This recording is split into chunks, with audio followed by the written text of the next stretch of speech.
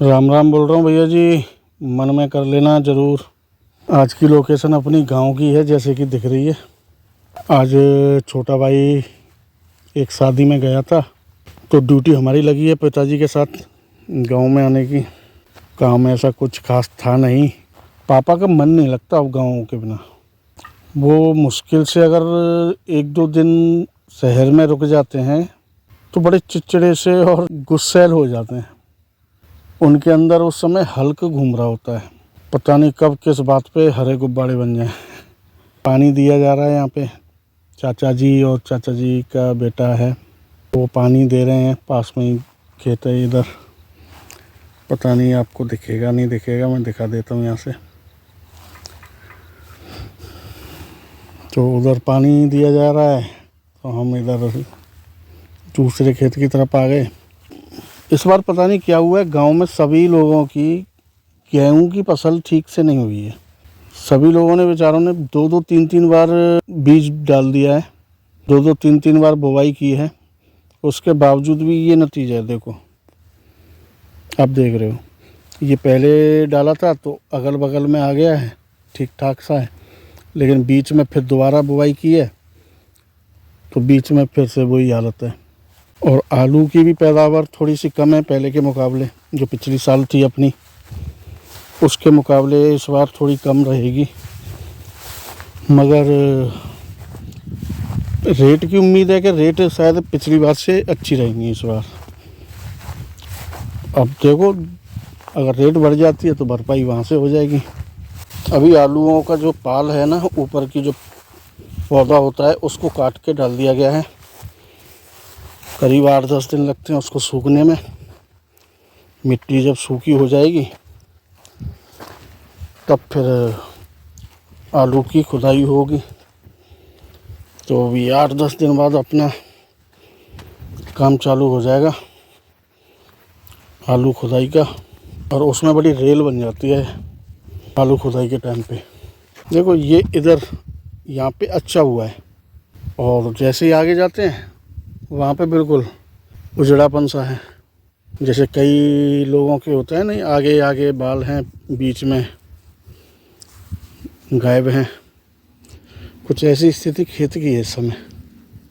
अब पिताजी तो हैं जो अभी मकान बनवाया है, शायद पता नहीं मकान की वीडियो मैंने बनाई है, अभी तक नहीं बनाई है। खेत पे ही एक कमरा बनवा लिया है, नीचे हॉल है और ऊपर एक कमरा है। यहाँ से दिखता तो है लेकिन मोबाइल से नहीं दिख पाएगा, आंखों से तो थोड़ा बहुत दिख जाता है। ये मैं दूसरे साइड के खेतों की साइड में आया हुआ हूँ। अभी चलूँगा उधर जाऊँगा, लेकिन वहाँ पे पिताजी हैं, देखता हूँ उस जगह को दिखा पाऊँगा कि नहीं तो किसी दिन आएंगे वहाँ पे। तो फिर कई बार ही आएंगे, जब आलू खुदाई का नंबर लग जाएगा तब आप वीडियो में देख ही लोगे। तो पहले ही बता दूँ, अभी वहाँ पे जाऊँगा मैं, फार्म हाउस बोल लेते हैं उसको, फार्म हाउस पे जाऊँगा। वहाँ जाके देखते हैं पिताजी का कितनी देर में मूड बनेगा जाने का। वैसे तो वो रात को ही जाते हैं, लेकिन आज मुझे थोड़ा शादी में जाना है।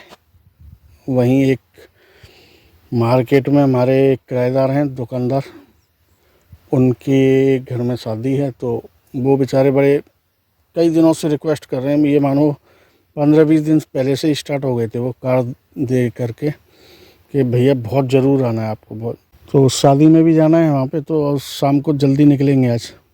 ये खेत देख रहे हो जहाँ पे स्कूटी खड़ी हुई है, यहाँ पे बेचारे वो तो हार ही मान गए, उन्होंने कुछ किया ही नहीं। खेतों की हालत ख़राब हुआ है इस साइड में, जिस साइड में मैं हूँ अभी। इधर उधर तो हो रहे हैं, ये है, एक बगल में खेत दिख रहा होगा आपको, उसमें भी ऐसे उजड़ा चमन सा है। अब इधर बिजू का लगा रखे हैं, ये बिजू का क्या ही करेंगे जब कुछ है ही नहीं इसमें। कौन क्या बिगाड़ेगा इस खेत का जब बिगड़ा हुआ पहले से ही है। शांति उतनी यार गांव में भी नहीं है जितनी पहले हुआ करती थी। बिल्कुल कानों में सीटी सी बजती रहती थी, शांत, बिल्कुल छम, मज़ा आता था उस शांति में। आज भी है, वहाँ के मुकाबले तो मुझे अभी यहाँ पे तो बिल्कुल ऐसा लग रहा है जैसे मानो मैं साधु बन जाऊँ। अभी सब कुछ छोड़ छाड़ के यहीं पे एक कोठरी बना करके आराम से रहूं, छोड़ छाड़ के ये झाले माले सारे। पेड़ की छाँव के नीचे ठंडी ठंडी सी हवा, ध्यान लगाना शुरू कर दो आंखें बंद करके। मेडिटेशन जिसे बोलते हैं आज की आधुनिक भाषा में। और शांति क्यों चाहिए? कंसंट्रेट के लिए। ये कान वाला सेंस है ना, ये काम फोकस नहीं करने देता है जब इधर उधर से आवाज़ें आ रही होती हैं। मैं अपने कमरे में अंधेरा कर लेता हूँ, सब काम कर लेता हूँ, लेकिन कानों को कहाँ पे फेंक के आऊँ जब इधर उधर से चैं चैं चूं चूं सबकी आवाज़ आती रहती है। अब चलो चलते हैं, देखते हैं पिताजी क्या कहते हैं। अभी चलेंगे यहाँ थोड़ी देर में। मैं जा रहा हूँ शादी में, जो मैंने बताया था आपको। गांव से आ गए हम लोग वापस, पापा को घर पे छोड़ दिया है और जैसा था वैसे ही आ गया हूँ भाई। तैयार व्यार तो खैर क्या ही होता हूँ, ठीक से तैयार होके किसी फंक्शन में जाना कभी ऐसा याद नहीं आ रहा मुझे कि जिसमें मन से तैयार हुआ हूँ मैं अच्छी तरीके से।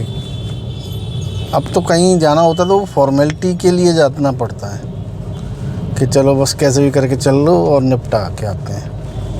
और देखो, खाने का मुझे ज़्यादा शौक़ है नहीं है। अपनी दाल रोटी घर की बहुत अच्छी लगती है, बाहर का कुछ भी मैं खाता नहीं हूँ। तो दावत इसलिए मेरे लिए बेकार। लोग वागों से मुझे मिलने में दिक्कत होती है, बातें बनाने में, उनसे उनकी जैसी बातें करने में वो ज़बरदस्ती करनी पड़ती है। अपने आप से करता हूँ बातें, ऐसा नहीं है कि मैं बातें ही नहीं करता हूँ उनसे, किसी से भी। कोई मिल जाता है, बात कर रहा है वो बातें करेगा। अब देखो यहाँ पे ना, ये मैं अपने अंदर की बात बता रहा हूँ, इसलिए आप मुझे इस जगह पे घमंडी बोल सकते हो। घमंडी बोल लेना या जो भी आपको अच्छा लगे शब्द। बस मुझे ऐसा लग रहा होता है वो सामने वाला ना अभी सच्चाई से बहुत दूर है। वो जो बातें कर रहा है वो भी कुछ ही समय के आगे पीछे की सोच के और आगे पीछे के समय को मद्देनज़र रखते हुए कर रहा है। मैं सही बताऊं, मैं इन चीज़ों से बिल्कुल हट चुका हूं। मेरा दिमाग हमेशा मेरे अंदर के सवालों के जवाब ढूंढता रहता है बस। और जो कि सबसे बड़ा सवाल तो यही है कि भाई मैं यहाँ पे कर क्या रहा हूँ यार, और किसके लिए कर रहा हूँ, और कर ही क्या रहा हूँ ये भी है भाई, कर भी तो कुछ नहीं रहा हूँ। पिताजी ने उस सिचुएशन में डाल रखा है जिसमें मैं कुछ कर भी नहीं पा रहा हूँ कि मैं फिर बोल सकूँ कि चलो ये कर रहा हूँ तो इसी से कुछ ना कुछ फ़ायदा हो रहा होगा पृथ्वी माता को या पृथ्वीवासियों को या किसी भी आम जन को या बनाने वाले को।